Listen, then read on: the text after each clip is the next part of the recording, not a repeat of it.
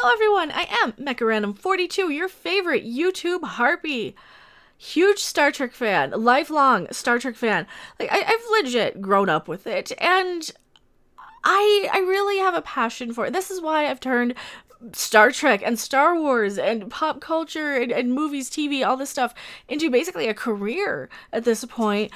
Because I absolutely love these things and I want them to be the best they can be, right? I want to go in and watch Star Trek Discovery, at least, the way I used to watch Star Trek, the way I would watch Best of Both Worlds or something, or the way I watch Cobra Kai.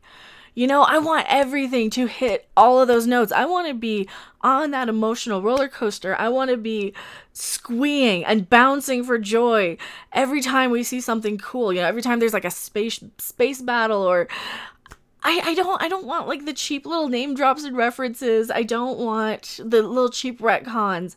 This is why I'm so brutal and critical of Discovery.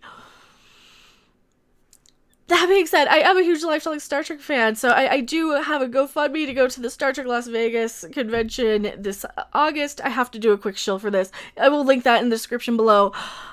Now that I've shilled out for that, we have an interview from Paleyfest this is from the AV Club, I believe. AVTV Club. Here we go. I'll show you the article here. This article, and I will link this in the description below as well. The Star Trek Discovery team promises it's going to explain those canonical inconsistencies. All right, well, whenever you do that, explaining a canonical inconsistency is one thing. Cheap retconning and explaining and all these things, just don't have the inconsistencies. Just don't do that. Just make it better, and guess what? We wouldn't even care if it were such a well-written show that we're out there every week and can't wait. And I kind of dread watching it because every week I'm like, maybe this one will be good. Maybe this one will be good. And in the back of my mind, I know it's not going to be good. It's not getting any better. Anytime, you get like that one taste of like, oh, Anson Mount's really good as Pike. Holy crap. Or Ethan Peck as Spock is actually not too bad. And I really like that he insults Michael Burnham. It's kind of hilarious. When I do point out the good of the show, right? When we see that, it's immediately followed by something, like a cheap retcon or something just bad directing, bad lighting, bad camera work, bad stories. Let's hear what they have to say. All right. So this is Sonequa Martin Green again. This was from Paleyfest a couple of weeks ago. We've seen a few of her other interviews. We've gotten a lot of that, and we talk about this all the time, that the Trek audience, and this is pretty much the case for any sci-fi audience, is they're highly intellectual, they're highly intelligent, and they're extremely loyal. And they love the franchise. It has meant so much to them in their. I want to touch on this. Yes, we're extremely loyal. What did I just say? I have Star Trek everywhere in the rooms at some point. You can see my Mirror Universe Migos over there, and I have Star Trek my keychain's Star Trek. I love the franchise, and we are loyal, and we're still going to complain about, little inconsistencies like we always have. How many years did it take for Worf to say, oh yeah, there's a reason why the Klingons are like that? And it took us years after with Enterprise to finally realize and to see what happened, why the Klingons looked the way they did. I don't want to wait 20 years for the Discovery Klingons to have a reason why they look so wrong and ugly. I don't want to have a reason for that. Are they using the time crystals to evolve, to de-evolve? What? Give me something. Give me something there. And yes, Star Trek has gone off into fantasy realm with the time crystals. Don't get me started on that, but I at least appreciate that they're hearing us. I don't know if they're quite capable of that, but and this is coming from this is the messenger. Obviously, she doesn't write the show. She's just an actor. I think she's being given crap direction, because now that I see her in interviews, she seems, if she would bring that sparkle to Michael Burnham sometimes. Like, there's some moments with Sonequa and Ethan Peck, like where you think, okay, these two fight like a married couple or siblings, and it's okay. It's okay in those moments. And then it immediately goes back into some dumb Discovery moment, which it always does. So, lives and in their families. And so that's where they're coming from. And so for that reason, we really appreciate it, right? But we have certainly had to say over and over and over again that we will make everything make sense, that we are coming from the canon. That is our central nervous system. That is our... Okay, so they're going to make everything make sense. And they're coming from the canon. Coming from the canon could mean anything, though. Coming from the canon that's 50 Shades of Grey comes from the canon of Twilight. Literally. It really literally does. 50 Shades of Grey was Twilight fan fiction. She just took the same characters and the same core and the same stories and changed it to fit something that she was, could relate to, the author of 50 Shades of Grey. They're all terrible. Twilight, I'm not a fan of Twilight or 50 Shades of Grey. But it is in the canon of Twilight, or it started out. It started in the canon of Twilight. That was the backbone, right? That was the foundation. This is another thing that just kind of proves my point, right? Spine, that is where everything comes from, and we will answer all of those questions. But it's hard to ask people to trust you. That's true. They keep saying, trust us, it's gonna line up. And that's why I keep saying it's like a cult or something. You're telling us, trust us, it's gonna make sense. Here's some Kool-Aid, just trust us. You have to kind of show them something, right? And so we are tying all of those knots. We're dotting all of those I's and crossing those T's. Oh, that's bad. That sounds like cheap retconning to me. That reminds me of like the episode where, they address and cross those T's. The view screen versus the holograms that they use, because now we're in Star Wars all of a sudden. So they use holograms to communicate instead of the view screen, and they make a little cheap retcon or a cheap nod to the, I haven't seen one of those since my grandmother was on a starship. Really? Is that like a poke at the old fans? That's what it feels like. It's like, only old people who like old Star Trek like view screens. And we will do that. And as far as how more advanced we are as opposed to the other iterations, that was something that we had to do because... No. You didn't have to do that. You didn't have to make it more advanced. Here, I'm not talking to her directly. I'm talking to the producers and the showrunners and that. You didn't have to make it look so advanced, I can guarantee you could have done something and you make like the little chiclet and Jolly Rancher keys in the Enterprise, or even in the Discovery, if they were to have something. Either you could make it look a little more flat touch screen or something. Cell phones are a terrible idea. Have you ever tried to like text and drive without looking at it? You can't do it, and don't do it, and shouldn't do it, and it's against the law, and you're an idiot if you do it. The point is, that's kind of what they're doing. They're trying to kind of pass off that, the touchscreens in starships. I'm okay with that, like being something that they kind of can retcon, because the touchscreens in starships are a bad idea anyway, and you can do push buttons and stuff. You can make it look here. I got like the Stream Deck right here. I don't know if it'll show. It won't show.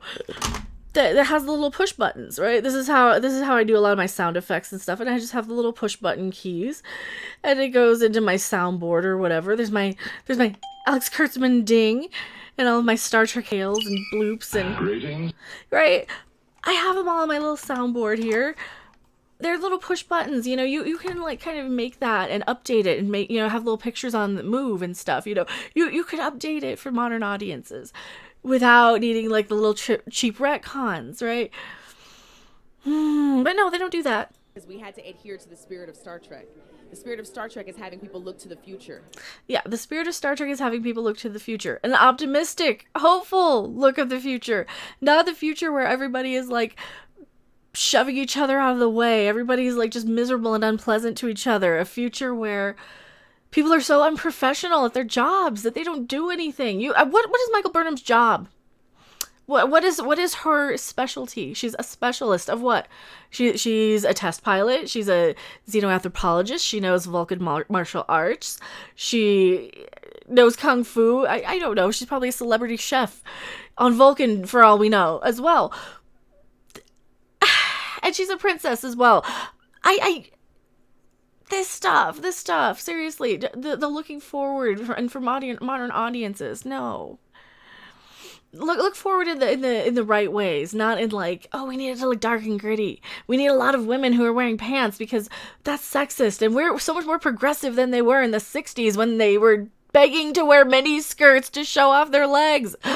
For crying out loud, Star Trek was always progressive, is my point. Star Trek was always progressive. It always looked to the future. And now it just feels like it's regressive. So we had to be relevant for today, and we had to be what people are used to seeing today in this golden age of TV. Oh, what people are used to seeing today. So they're used to seeing shit?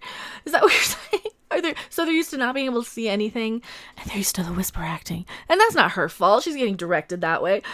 So they're used to seeing these Marvel movies, is what they are. Because we have stuff like time crystals. We have fantasy elements. So they're used to seeing that type of thing, right?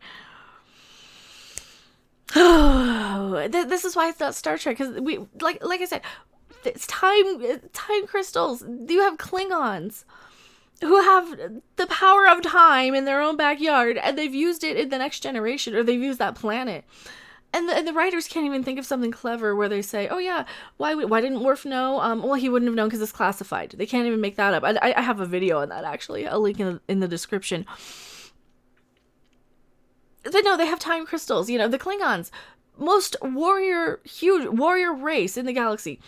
They have time crystals. They have the power to travel throughout time, get any level of weapon they need, any level of any type of species to interbreed with, anything they want to do to make themselves the most powerful in the universe. Oh no, it's too powerful.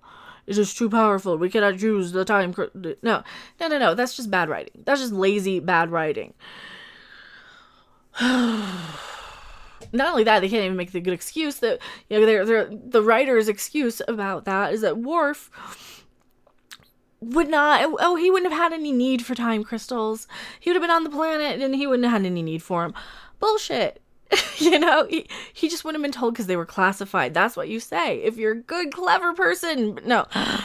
Oh, the writing is so bad on this show. And I criticize it because I want good Star Trek. I want to squee at everything, right? If we were going to grab any of the youth, that's what we had to do. And that's how you keep this franchise moving forward. Aha! There we go. There's the propaganda one. All right. So if we wanted to grab any of the youth, if we wanted the franchise to keep moving forward, at least that's a better way of wording it. I will say that is a much better way of wording it than what I see on Twitter from the corporate employees. See, this is the same script I keep hearing from them on Twitter and in my comment sections when I do have the corporate mouthpieces speaking on my videos. And hello, by the way. See you in Vegas. The point is, they keep saying the same narrative. Oh, Star Trek would have been dead. No, it wouldn't. No, it wouldn't. Star Trek Las Vegas this year, there's more shit going down for DS9 because DS9 is freaking amazing. All right, it is freaking amazing. It's fucking amazing. DS9 is fucking amazing. That is why there's so much DS9 stuff. That's why there's a documentary coming out that people are actually excited for, right? You can still have a franchise and you can still make it move forward without pissing off the old audience. And this confirms to me that they're like, okay, screw the old fans. We want the new ones. Well, do the new ones have the kind of cash to go to Star Trek Las Vegas? Do the new ones have the kind of interest and passion for the franchise who are going to show up and buy the merch and buy the toys and cosplay?